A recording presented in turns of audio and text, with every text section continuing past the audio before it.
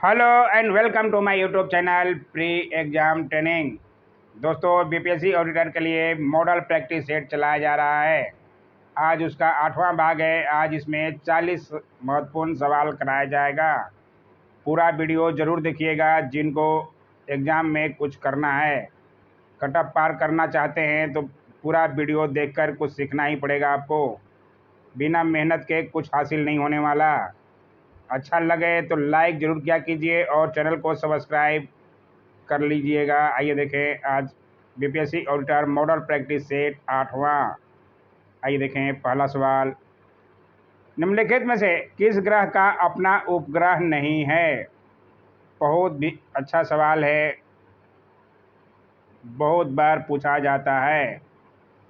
इसमें जो है बुध एवं शुक्र का अपना उपग्रह नहीं है, इसलिए ध्यान रखिएगा। बहुत अच्छा सवाल है। आइए देखें अगला सवाल। भारत में स्वदेशी आंदोलन किसके दौरान प्रारंभ हुआ? बहुत ही अच्छा सवाल है। ये सवाल 66 बीपीएससी में पूछा जा चुका है। स्वदेशी आंदोलन किसके दौरान प्रारंभ हुआ था? बहुत ही अच्छा सवाल है और इसका सही जवाब है बंगाल विभाजन विरोधी आंदोलन के दौरान 1905 में। बंगाल विभाजन 1905 ईस्वी का सर्वत्र विरोध हुआ था। बंगालवासी उत्तेजित हो उठे। विभाजन के विरोध में स्वदेशी एवं बहिष्कार आंदोलन 1905 ईस्वी में चलाया गया। इसलिए नहीं जानते हैं, नोट करते हुए चलिएगा। आइए देखें अगला सवाल। निम्नलिखित में से किस धार्मिक समुदाय का देश की कुल जनसंख्या में प्रतिशत भाग सबसे कम है? बहुत अच्छा सवाल है। ईसाई, सिख, बौद्ध और जैन में से किसका जनसंख्या प्रतिशत भाग सबसे कम है?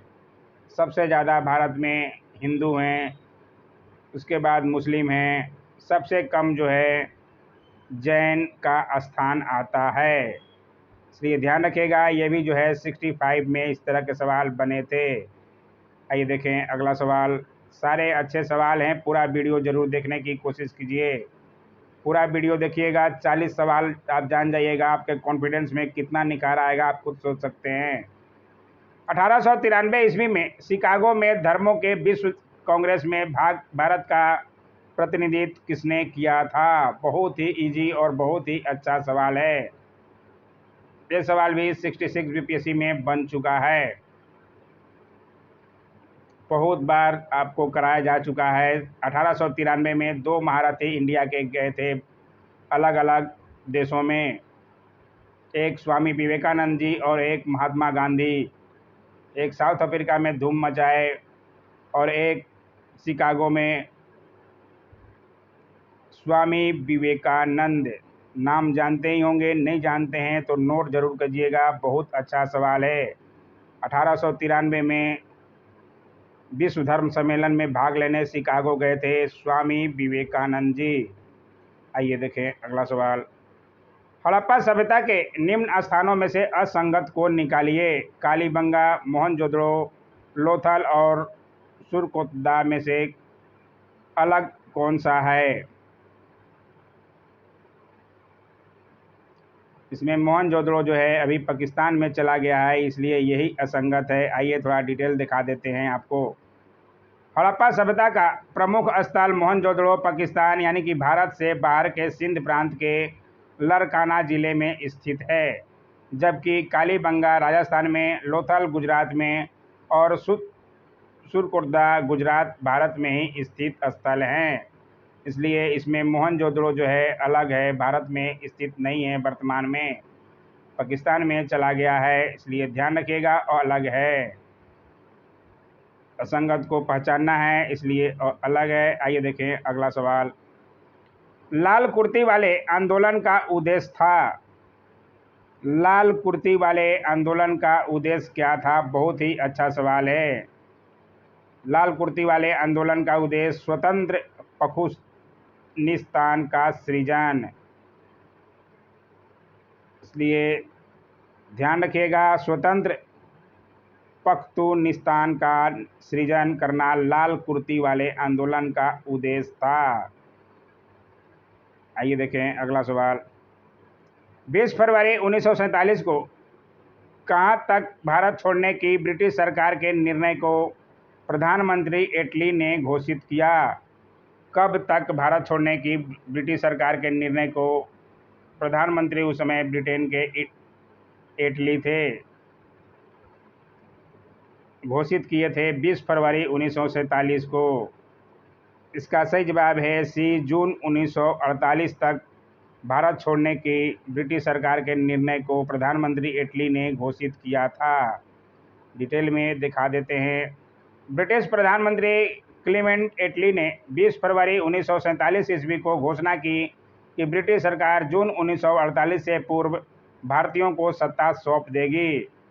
इस घोषणा के बाद मुस्लिम लीग ने भारत के बंटवारे को लेकर आंदोलन तेज कर दिया और 14 अगस्त 1947 को ही मुस्लिम अलग होने लगे और पाकिस्तान में जाकर बस गए।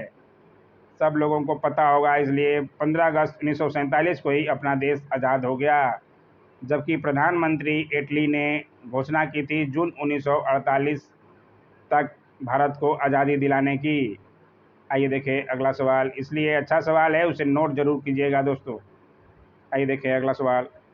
130 मेगावाट की प्रस्तावित डागमारा पनबिजली परियोजना बिहार के किस जिले में है?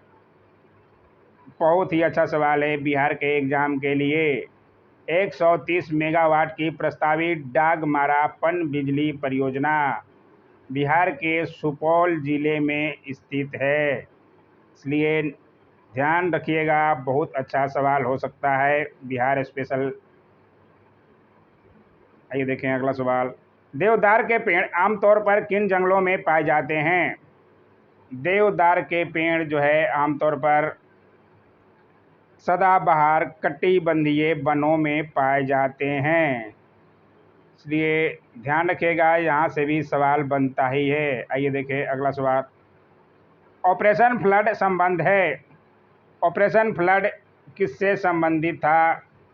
इसका सही जवाब है शहरी क्षेत्रों में दूध की उपलब्धता बढ़ाने से।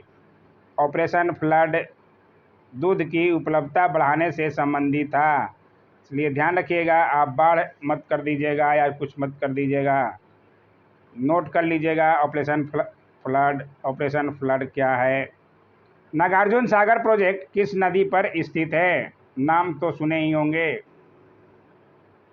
नाम सुनने से क्या होगा, आपको जानना भी जरूरी है, इसलिए आप नोट करते हुए चलिए। नागार्जुन सागर प्रोजेक्ट कृष्णा नदी पर स्थित है। कृष्णा नदी कहाँ से बहती है? सब लोगों को पता होना चाहिए, आंध्र प्रदेश से, इसलिए नोट कर लीजिएगा, अच्छे सवाल हैं। Don't forget to like and subscribe. Like तो बनता ही है दोस्तों।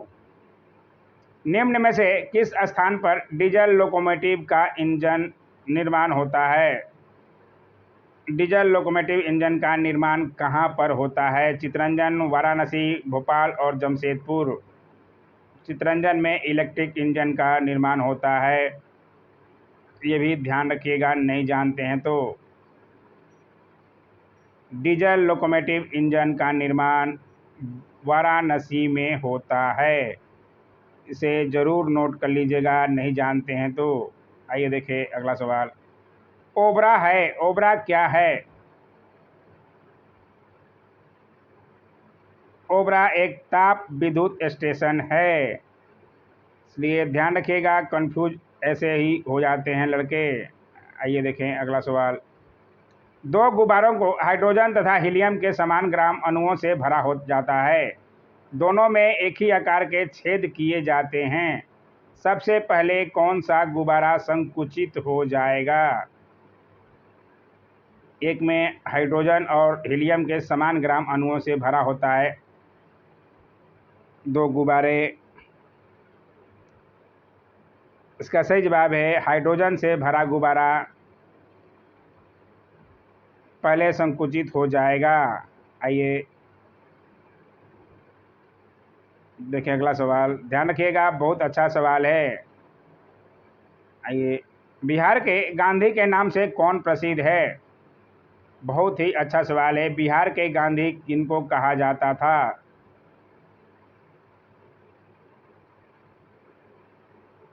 इसका सही जवाब है बिहार के गांधी डॉक्टर राजेंद्र प्रसाद जी ही थे। इसलिए ध्यान रखिएगा, खान अब्दुल गफ्फार खान मत मार दिया जाएगा, उनको सीमांत गांधी के नाम से जाना जाता था, इसलिए दोनों में अंतर है। उनको भी आप नोट कर लीजिएगा, अगर नहीं जानते हैं तो सीमांत गांधी खान अब्दुल गफ्फार खान को कहा जाता है। गोमतेश्वर की मूर्ति कालिस्तान में स्थित है, कहाँ पर स्थित है गोमतेश्वर की मूर्ति? गोमतेश्वर की मूर्ति श्रवणबेलगोला में स्थित है, इसलिए ध्यान से नोट करते हुए चलिए, सवाल ऐसे ही बनते हैं। कर्नाटक राज्य के हासन जिले में स्थित श्रवणबेलगोला जैन अनुयायियों का तीर्थ स्थान है। यह स्थान चंद्रगिरी तथा विंध्यागिरी नामक पहाड़ी पर स्थित है। यहाँ गंग नरेश राजमल चतुर्थ के मंत्री चामुंड ने गोमतेश्वर की प्रसिद्ध प्रतिमा का निर्माण कराया था, इसलिए इनका नाम भी जरूरी है। Like share comment and subscribe जरूर करना है दोस्तों। आइए देखें अगला सवाल। प्रसिद्ध विश्वनाथ मंदिर किसमें स्थित है? विश्वनाथ मंदिर कहाँ पर स्थित है? पुरी में स्थित है, पचमारी में, वाराणसी में या एलोरा में, कहाँ स्थित है? का सही जवाब है प्रसिद्ध विश्वनाथ मंदिर वाराणसी में स्थित है। ध्यान रखिएगा, बहुत अच्छा सवाल है ये भी। आइए और क्या क्या स्थित है दिखा दें वाराणसी में। वाराणसी उत्तर वैदिक काल से वर्तमान काल तक भारत का मुख्य सांस्कृतिक केंद्र रहा है। विश्वनाथ मंदिर, भारत माता का मंदिर, मानस मंदिर, दुर्गा मंदिर, रामनगर का किला तथा आलमगीर का मकबरा यहाँ के प्रसिद्ध दर्शनीय स्थल हैं, इसलिए नोट करते हुए चलेंगे।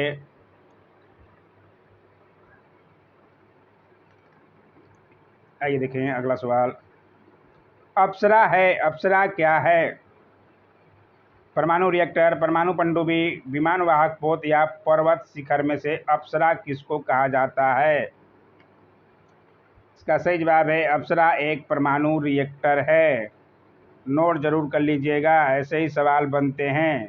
आइए देखें अगला सवाल। डॉक्टर एस राधाकृष्णन क्या थे? क्या भारत के राष्ट्रपति थे?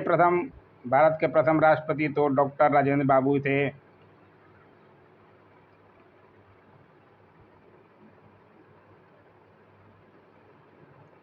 सबको पता होना चाहिए, भारत के प्रथम उपराष्ट्रपति डॉक्टर एस राधाकृष्णन थे। आइए दिखा देते हैं डिटेल। उनकी जन्मदिन पर टीचर डे मनाया जाता है, सबको पता होना चाहिए। डॉक्टर सर्वपल्ली राधाकृष्णन भारत के प्रथम उपराष्ट्रपति थे। ये लगातार 2 कार्यकाल 1952 से 1962 तक उपराष्ट्रपति रहे तथा पुनः 1962 से 67 तक ये भारत के राष्ट्रपति भी रहे। लगातार 2 बार 1952 से सीधे 1962 में चुनाव हुआ था और फिर 1962 में चुनाव होने के बाद 1967 तक ये राष्ट्रपति रहे। इनके जन्म दिवस के अवसर पर प्रत्येक वर्ष 5 सितंबर को शिक्षक दिवस मनाया जाता है, इसलिए सब स्टूडेंटों को इनका नाम तो पता होना ही चाहिए। आइए देखिए अगला सवाल। विक्टोरिया द्वीप किसमें स्थित है? किस महासागर में विक्टोरिया द्वीप स्थित है? इसका सही जवाब है विक्टोरिया द्वीप जो है प्रशांत महासागर में स्थित है, इसलिए ध्यान से नोट करते हुए चलेंगे जो नहीं जानते हैं। अन्नपूर्णा पर्वत शिखर कहाँ स्थित है?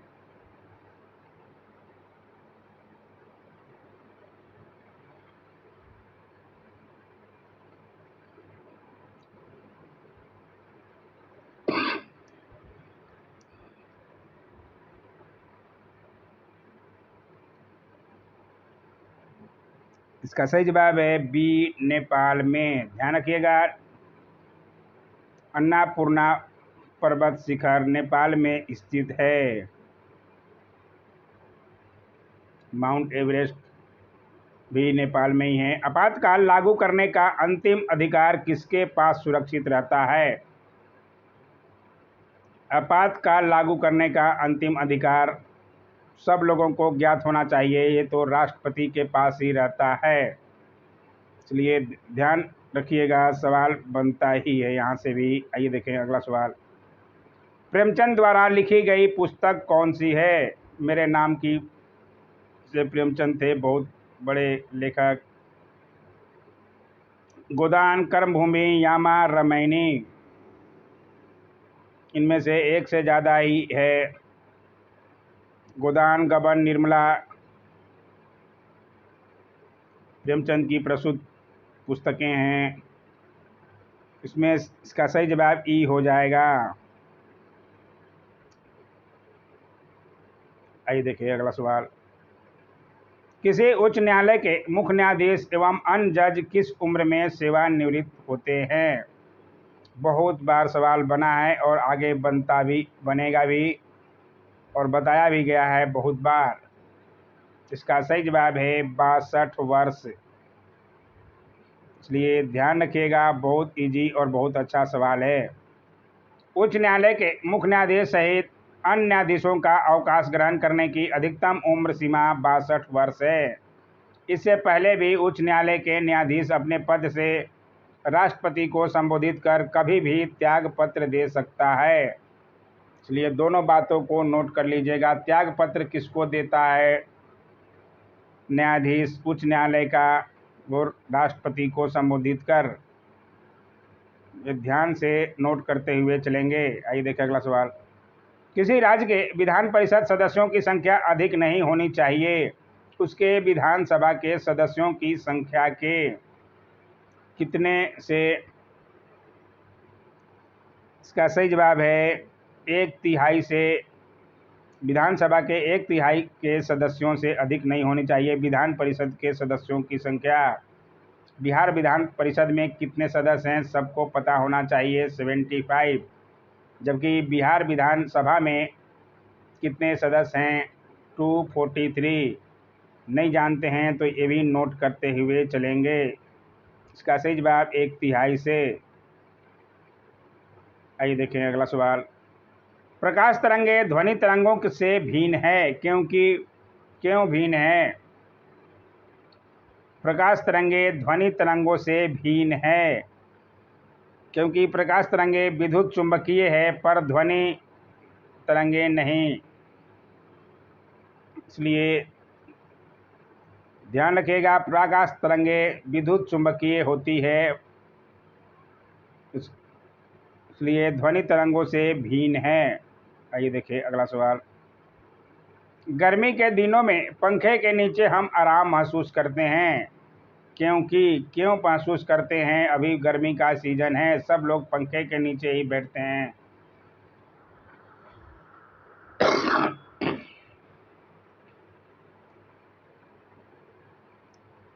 इसका सही जवाब है पंखा हवा को गति में लाता है, जिससे पसीने की वाष्पीकरण दर बढ़ती है।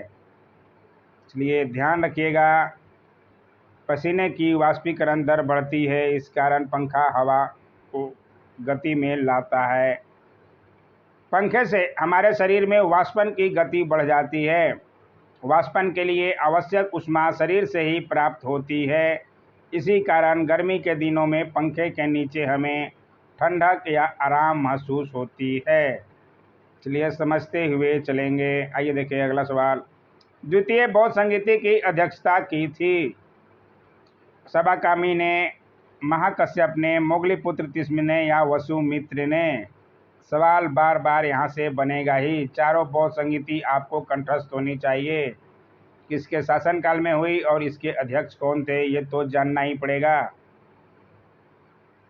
इसका सही जवाब है सबाकामी ने अध्यक्षता की थी। किसके समय में हुई थी? कालाशोक के समय में हुई थी, ये भी ध्यान रखिएगा। नंद वंश का संस्थापक था। नंद वंश का संस्थापक इनमें से कौन है? महापद्मनंद नंद वंश के संस्थापक थे। इसलिए ध्यान रखिएगा, सवाल बार बार बनता ही है। मगध के किस शासक को कली का अंश, परशुराम अवतार, क्षत्रियों का नाशक, सर्व शस्त्रात्मक एक छत्र या एक राट कहा गया है? एक राट कहा गया है। सवाल बार बार बताया गया है, एक राट किसको कहा गया है? मगध के शासक थे। इसका सही जवाब है महापद्मनंद। नंद वंश के संस्थापक महापद्मनंद को एक राट परशुराम अवतार क्षत्रियों का नाशक कहा गया है। पूरी बातों को समझ के नोट करते हुए चलेंगे। बिहार स्टूडेंट कॉन्फ्रेंस की स्थापना हुई। कब हुई बिहार स्टूडेंट कॉन्फ्रेंस की स्थापना? बिहार स्पेशल में भी बहुत बार बताया जा चुका है, सबको पता होना चाहिए। 1906 ईस्वी में। लिए ध्यान से नोट करते हुए चलेंगे। किसने की थी सब बताया गया है, बिहार स्पेशल भी देखा कीजिए। दरभंगा में सरस्वती अकादमी की स्थापना कब हुई थी? सरस्वती अकादमी की स्थापना कब हुई थी दरभंगा में? इसका सही जवाब है 1 जनवरी 1901 ईस्वी को। इसलिए ध्यान रखिएगा, दरभंगा में सरस्वती अकादमी की स्थापना हुई थी। बिहार में बलथर मिट्टी पाई जाती है। बलथर मिट्टी किन क्षेत्रों में पाई जाती है? इसका सही जवाब है कैमूर के क्षेत्र में। इसलिए ध्यान से नोट करते हुए चलिएगा।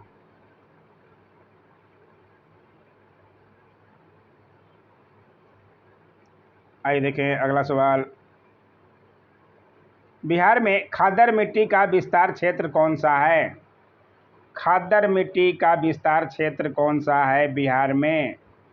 बहुत ही अच्छा सवाल है। सवाल यहाँ से बनता ही है, नोट करते हुए चलिए, बहुत बार बताया भी गया है। इसका सही जवाब है, इसमें से एक से ज़्यादा है, इसलिए इसका आंसर जो है ई हो जाएगा। आइए देखिए अगला सवाल। बिहार में भांवर का मैदान क्षेत्र कहलाता है। क्या कहा जाता है बिहार में भांवर का मैदान क्षेत्र? किस भाग को कहा जाता है? इसका सही जवाब है चंपारण का उत्तरी पश्चिमी भाग को भांवर का मैदान क्षेत्र कहा जाता है। इसलिए ध्यान रखिएगा, बहुत अच्छा ये भी सवाल है। आइए देखिए अगला सवाल। बिहार में पर्वत पादीय मिट्टी के विस्तार को क्या कहा जाता है? पर्वत पादीय मिट्टी के विस्तार को कौन सा क्षेत्र कहा जाता है? इसका सही जवाब है भांवर का क्षेत्र पर्वत पादीय मिट्टी के विस्तार का क्षेत्र है। इसलिए ध्यान रखिएगा, भांवर का क्षेत्र को कहा जाता है। आइए देखिए अगला सवाल। राज्यपाल के पद पर नियुक्ति के लिए योग्यता या अर्हता है? क्या योग्यता होनी चाहिए राज्यपाल के पद पर नियुक्ति के लिए? वह भारत का नागरिक हो, सही है। 35 वर्ष की आयु पूरी कर चुका हो, ये भी सही है। वह लाभ के किसी पद पर आसीन नहीं हो, ये भी सही। इसमें से तो सारा ही लगभग सही है। वह पागल या दिवालिया नहीं हो, में से लगभग सारे सही हैं। तो ई ऑप्शन बीपीएससी का खास ऑप्शन है। आइए देखें अगला सवाल। राज्यपाल को उसके पद से हटाने की शक्ति प्राप्त है। किसको प्राप्त है? राज्यपाल को उसके पद से हटाने की शक्ति। बहुत ही अच्छा सवाल है। इसका सही जवाब है बी, राष्ट्रपति को ही। राष्ट्रपति ही उन्हें रखते हैं और राष्ट्रपति ही हटा सकते हैं। इसलिए ध्यान रखिएगा, अच्छा सवाल है। राज्य के राज्यपाल को किसे नियुक्त करने की शक्ति प्राप्त है? ये तो हो ही गया।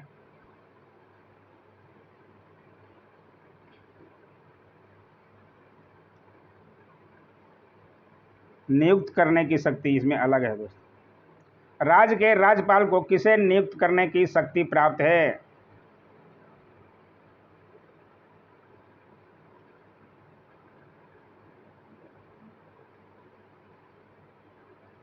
राज्य के राज्यपाल किसको किसको शपथ दिलाते हैं?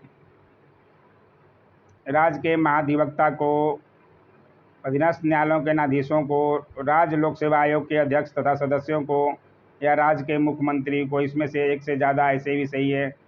मुख्यमंत्री को भी राज्यपाल ही शपथ दिलाते हैं, राज्य के महाधिवक्ता को भी, राज्य लोक सेवा आयोग यानी बीपीएससी के अध्यक्ष या सदस्यों को भी राज्यपाल ही शपथ दिलाते हैं।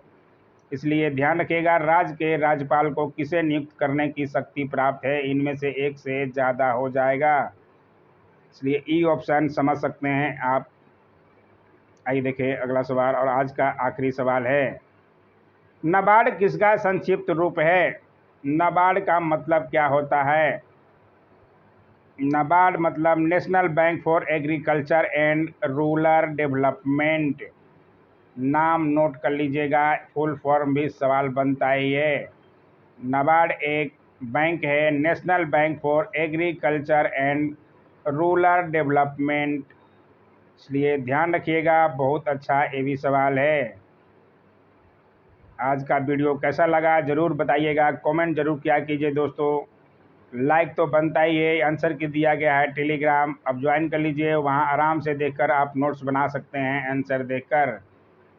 आज का वीडियो कैसा लगा जरूर बताइएगा। Don't forget to like, share, comment and subscribe my YouTube channel. Thanks for watching my YouTube channel.